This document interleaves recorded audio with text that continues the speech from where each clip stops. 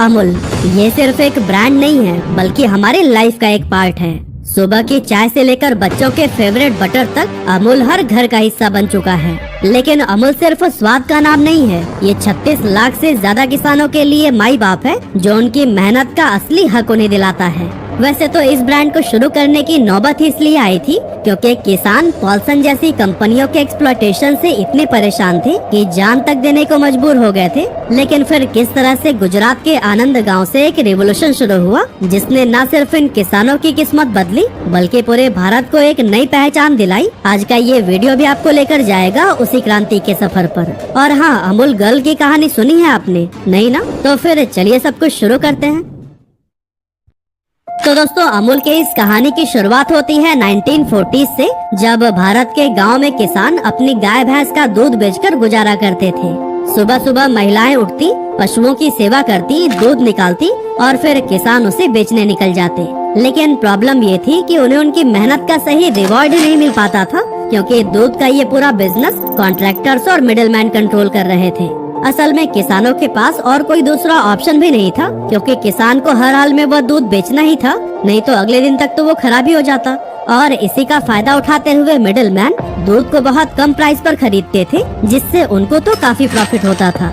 लेकिन फिर उसी टाइम यानी 1945 में British government Bombay milk scheme लेकर आई जिसके बाद किसानों को अपने साथ होने वाला फ्रॉड समझ में आने लगा। असल में इस स्कीम के तहत किसानों से दूध खरीदकर गुजरात के आनंद शहर, जो कि ब्रिटिश काल में कायरा डिस्ट्रिक्ट के अंदर आता था, वहाँ ले जाकर के पॉस्चराइज किया जाता था। असल में पॉस्चराइज प्रोसेस में होता क्या है ना कि दूध को एक सेट टेम्परेचर पर गर्म किया जाता है और फिर जल्दी से उसे ठंडा कर दिया जाता है जिससे कि दूध में मौजूद हार्मफुल बैक्टीरिया खत्म हो जाते हैं और फिर इस दूध को ज्यादा टाइम के लिए स्टोर किया जा सकता है।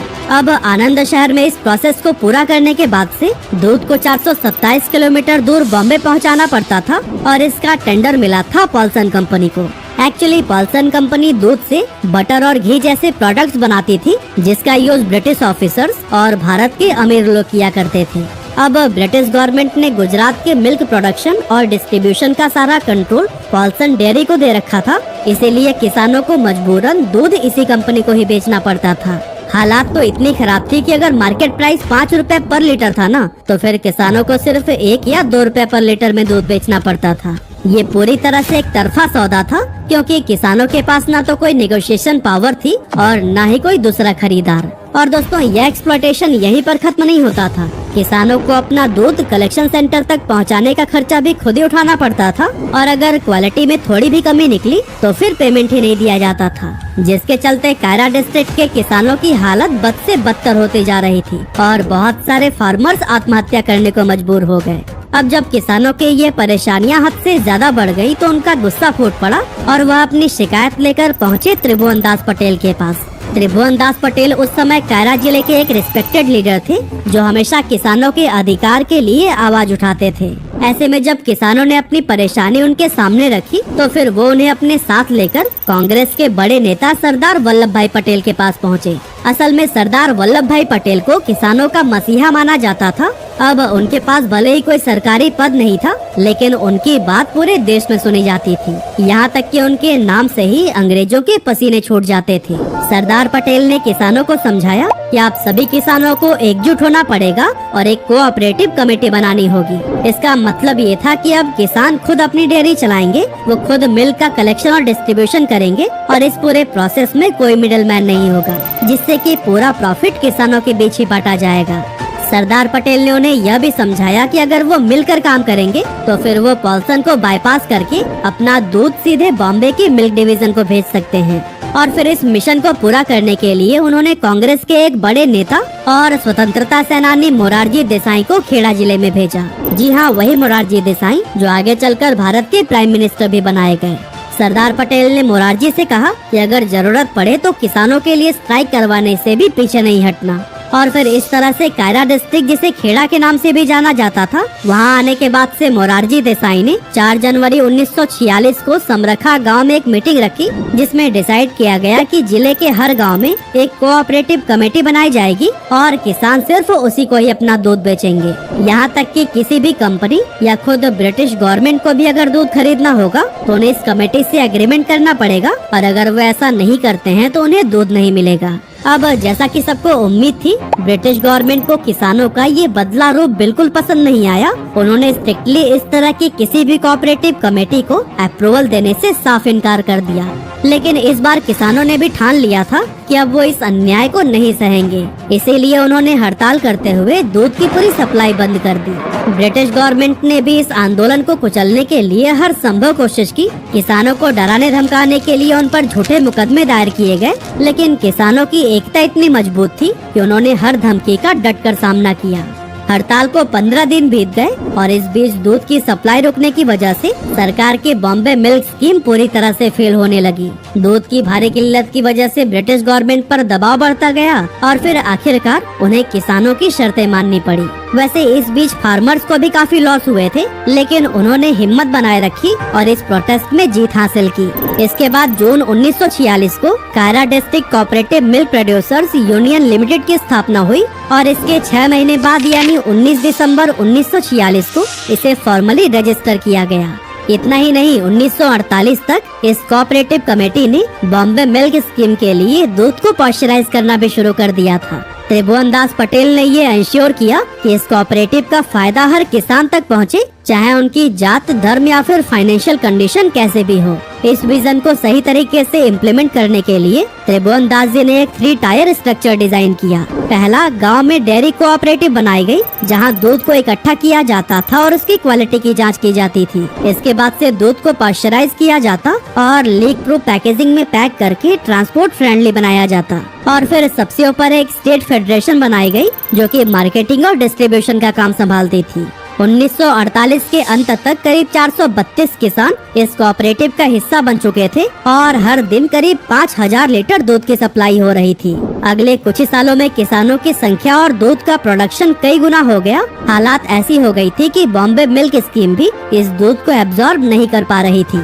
ये प्रॉब्लम सर्दियों में और भी ज्यादा बढ़ जाती थी, क्योंकि भैंस इस सीजन में गर्मियों के मुकाबले 2.5 गुना ज्यादा दूध देती है। और अब हैवी प्रोडक्शन और लो कंजप्शन की वजह से किसान इतनी परेशान रहने लगे कि उन्होंने फिर से औने पौने दामों में बिचौलियों को अपना दूध बेचना शुरू कर दिया। और अब सबसे बड़ा चैलेंज था कि इतने सारे एक्स्ट्रा दूध का किया क्या जाए। लेकिन तभी इस प्रॉब्लम का सलूशन लेकर आए डॉक्टर वर्गीस कुरियन, जिन्हें कि हम प्यार से मिल्क मैन ऑफ इंडिया भी कहते हैं। डॉक्टर कुरियन एक विजनरी इंसान थे, जिन्होंने 1949 में अमेरिका से मैकेनिकल इंजीनियरिंग में मास्टर्स की डिग्री कंप्लीट की थी। पढ़ाई खत्म हो जाने के बाद से उन्हें सरकार ने गुजरात के आनंद में एक सरकारी डेयरी में काम करने के लिए भेजा। अब शुरुआत में तो डॉक्टर कुरियन इस असाइनमेंट से खुश नहीं थे, लेकिन यही उनकी मुलाकात हुई त्रिभुवन दास पटेल से। और फिर जब त्रिभुवन दास ने डॉक्टर कुरियन को किसानों की परेशानियां समझाई, तो वह तुरंत समझ गए कि अगर दूध की बर्बादी रोकनी है और किसानों को फायदा पहुंचाना है, तो सिर्फ दूध को बेचने से काम नहीं चलेगा। इसीलिए उन्होंने एक्स्ट्रा दूध से बटर, कंडेंस्ड मिल्क और मिल्क पाउडर बनाने का आइडिया दिया। ऐसा करने से दूध को न केवल लंबे समय तक स्टोर किया जा सकता था, बल्कि उसकी मार्केट वैल्यू भी कई गुना बढ़ाई जा सकती थी। अब दोस्तों, बटर बनाना तो आसान था, लेकिन मिल्क पाउडर के साथ एक बड़ी प्रॉब्लम यह थी कि आमतौर पर मिल्क पाउडर गाय के दूध से बनाया जाता था, जबकि गुजरात में किसानों के पास ज्यादातर भैंस का दूध था और भैंस के दूध से मिल्क पाउडर बनाने के लिए उनके पास कोई टेक्नोलॉजी मौजूद नहीं थी। लेकिन डॉक्टर कुरियन ने यहाँ भी हार नहीं मानी। उन्होंने अपने दोस्त हरिचंद मेघा दलाया, जो मिशिगन से डेयरी टेक्नोलॉजी में मास्टर्स कर चुके थे, उनसे मदद मांगी। और फिर हरिचंद दलाया ने अपनी एक्सपर्टाइज का इस्तेमाल करते हुए दुनिया का पहला बफेलो मिल्क स्प्रे ड्रायर तैयार किया। ये एक बड़ी टेक्निकल सक्सेस थी, जिसने पहली बार भैंस के दूध से मिल्क पाउडर बनाने का रास्ता खोल दिया था।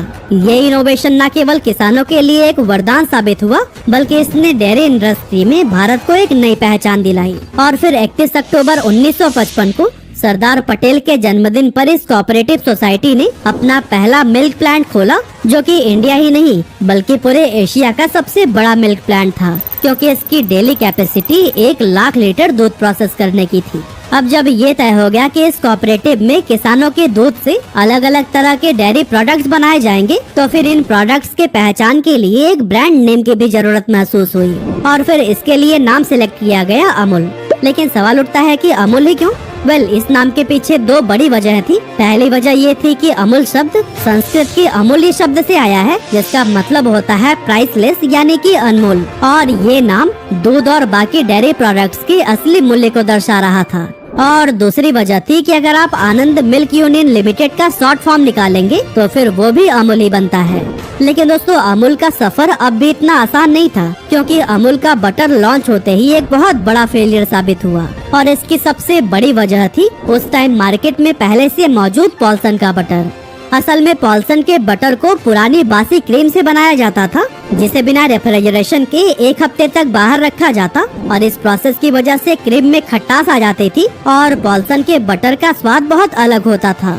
इसके अलावा पॉल्सन अपने बटर की सेल्फ लाइफ को बढ़ाने के लिए उसमें काफी ज्यादा नमक डालता था, जिससे कि उसका स्वाद नमकीन हो जाता था। और एक और बड़ी बात ये थी कि पॉल्सन का बटर गाय के दूध से बनाया जाता था, जिससे कि उसका रंग हल्का पीला होता था।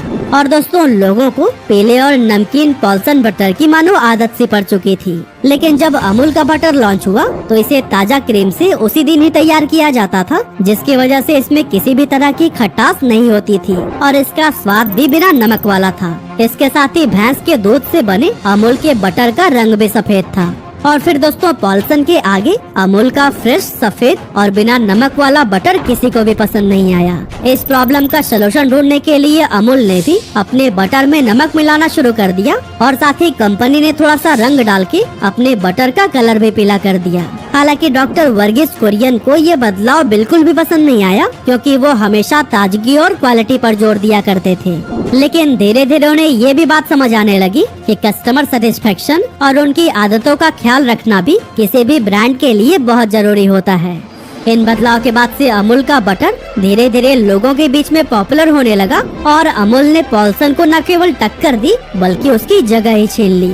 लेकिन दोस्तों, अमूल की सफलता के पीछे सिर्फ फार्मर्स और डॉक्टर वर्गीस कुरियन का हाथ नहीं था, बल्कि एक प्यारी सी लड़की भी थी, जिसे कि हम अमूल गर्ल के नाम से जानते हैं। जी हाँ, वही डॉटेड फ्रॉक वाली लड़की जिसे आपने अमूल प्रोडक्ट्स के पैकेट पर जरूर देखा होगा। एक्चुअली जब अमूल का ब्रांड नेम तय हुआ था उस समय इसकी कोई ठोस आइडेंटिटी नहीं थी, लेकिन इस कमी को पूरा किया अमूल गर्ल ने, क्योंकि वो सिर्फ अमूल की पहचान ही नहीं बनी बल्कि इंडियन एडवर्टाइजिंग हिस्ट्री में अमर हो गई। क्योंकि 1966 में शुरू हुआ ये कैंपेन आज भी जारी है और इसे दुनिया के सबसे लंबे समय तक चलने वाले एडवर्टाइजिंग कैंपेन्स में गिना जाता है। और इतना ही नहीं, इस कैंपेन का नाम गिनीज वर्ल्ड रिकॉर्ड्स में भी दर्ज है। लेकिन सवाल यह है कि अमूल गर्ल ही इस ब्रांड की आइडेंटिटी क्यों बनी? असल में इस आइकॉनिक कैरेक्टर का जन्म पॉल्सन की बटर गर्ल के जवाब में हुआ था। उस टाइम पॉल्सन बटर की पहचान एक प्यारी सी लड़की थी जिसे वो बटर गर्ल कहा करते थे। डॉक्टर वर्गीस कुरियन और उनकी टीम ने सोचा कि अगर पॉल्सन अपनी बटर गर्ल के जरिए पहचान बना सकता है तो फिर अमूल इसी कॉन्सेप्ट को ही अपनाकर इससे बेहतर कर सकता है। और तभी एडवर्टाइजिंग प्रोफेशनल सिल्वेस्टर दा कुन्हा और उनकी टीम ने अमूल गर्ल का आइडिया पेश किया और फिर यहीं से शुरू हुआ अटरी बटरी एडवर्टाइजिंग कैंपेन। पॉल्सन की बटर गर्ल के मुकाबले अमूल गर्ल ने सिर्फ प्रोडक्ट नहीं बल्कि हर रोज की घटनाओं और मुद्दों को मजेदार और रिलेवेंट तरीके से पेश किया। अरे, जज्बातों में बहकर हम कहानी में थोड़ा सा आगे आ गए, लेकिन चलिए 1970s में हम वापस चलते हैं, जब अमूल की सफलता ने गुजरात में मानो क्रांति ला दी थी। हर जिले में इसी तरह के यूनियन बनने लगे जो कि दूध के व्यापारियों को सीधे जोड़ते थे। लेकिन डॉक्टर वर्गीस कुरियन को जल्दी समझ आ गया कि अगर ये सारे जिले अपना अपना ब्रांड बनाकर एक दूसरे के साथ में ही कंपटीशन करने लगे तो फिर इससे सबको नुकसान होने लगेगा। और फिर इसी प्रॉब्लम का ही सलूशन निकालने के लिए 1973 में सरकार ने Gujarat cooperative milk marketing federation की स्थापना की। इस फेडरेशन ने सभी जिलों के यूनियन को एक साथ जोड़कर अमूल के ब्रांड नेम के तहत काम करने का मौका दिया। इसके कुछ सालों के बाद से पॉल्सन, जो कभी इंडियन मार्केट में बटर किंग था, धीरे धीरे कमजोर होने लगा और इसके पीछे की बड़ी वजह थी गवर्नमेंट की पॉलिसीज। असल में सरकार ने फैसला किया कि डेयरी इंडस्ट्री को पूरी तरह से कोऑपरेटिव ऑर्गेनाइजेशंस के जरिए ऑपरेट किया जाएगा। लेकिन इस नई पॉलिसी का सबसे बड़ा असर प्राइवेट कंपनीज पर पड़ा, खास करके पॉल्सन के ऊपर। पॉल्सन इन नए रूल्स के साथ में एडजस्ट नहीं कर पाई और आखिरकार उसे अपना बिजनेस बंद करना पड़ा। इसी दौरान डॉक्टर वर्गीस कुरियन ने इंडिया में ऑपरेशन फ्लड की शुरुआत की, जिसे कि व्हाइट रिवॉल्यूशन के नाम से भी जाना जाता है। ये दुनिया का सबसे बड़ा डेयरी डेवलपमेंट प्रोग्राम था, जिसके तहत गांव से दूध को कलेक्ट करके देश के अलग अलग हिस्सों में सप्लाई किया जाने लगा। ये इनिशिएटिव इतना सक्सेसफुल रहा कि इंडिया दुनिया का सबसे बड़ा मिल्क प्रोड्यूसर बन गया। और दोस्तों, अमूल ने न सिर्फ किसानों को आर्थिक रूप से मजबूत बनाया, बल्कि कस्टमर्स तक भी फ्रेश और हाई क्वालिटी डेयरी प्रोडक्ट्स पहुंचाए। इस बीच अमूल अपने प्रोडक्ट पोर्टफोलियो का भी लगातार एक्सपेंशन करता जा रहा था। जैसे कि 1980s में अमूल ने चीज और आइसक्रीम के सेगमेंट में भी कदम रखा, जिससे कि इसकी रीच और भी ज्यादा बढ़ गई। अमूल की पॉपुलैरिटी 80s और 90s में इतनी ज्यादा हो चुकी थी कि इसके नकली प्रोडक्ट्स भी मार्केट में आने लगे थे, क्योंकि कई सारे स्कैमर्स ने खराब क्वालिटी के प्रोडक्ट्स पर अमूल का लेबल लगाकर बेचना शुरू कर दिया।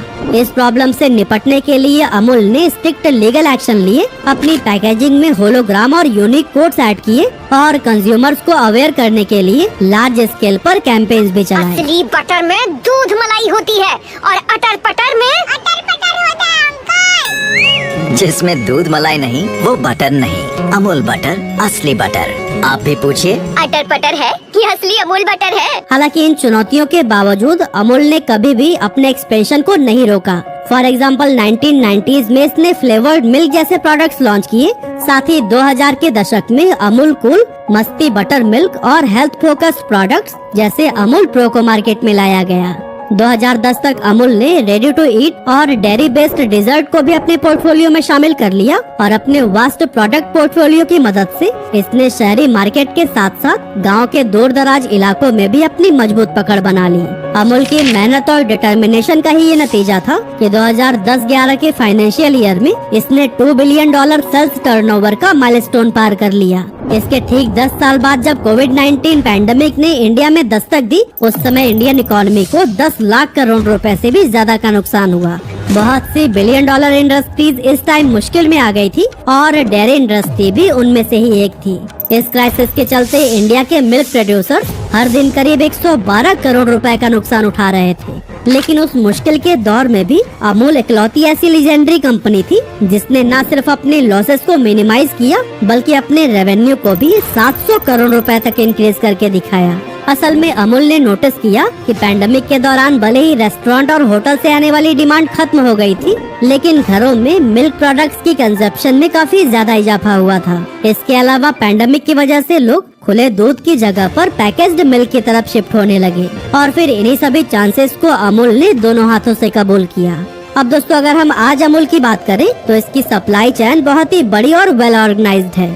अमूल के पास कुल 18,700 सोसाइटीज हैं जो कि दूध के कलेक्शन और डिस्ट्रीब्यूशन को संभालती हैं। साथ ही 5,000 मिल्क टैंकर्स हर दिन 200 चिलिंग स्टेशंस तक दूध पहुंचाते हैं। इसके अलावा 10,000 डिस्ट्रीब्यूटर्स हैं जो कि अपने अपने एरिया में प्रोडक्ट को रिटेलर्स तक, और 1 मिलियन से भी ज्यादा रिटेलर्स हैं जो कि अमूल प्रोडक्ट को कंज्यूमर्स तक पहुंचाते हैं। आज अमूल के साथ 36 लाख से भी ज्यादा किसानों का डायरेक्ट कनेक्शन है और ये भारत के अलावा 50 से भी ज्यादा देशों में अपने डेयरी प्रोडक्ट्स को एक्सपोर्ट कर रहा है। लेकिन दोस्तों, अंत में बस मैं यही कहना चाहता हूँ कि अमूल सिर्फ एक डेयरी ब्रांड नहीं है, बल्कि उन लाखों किसानों की मेहनत और संघर्ष की कहानी है जो अपने और अपने परिवार के भविष्य को बेहतर बनाने के लिए हर दिन मेहनत करते हैं।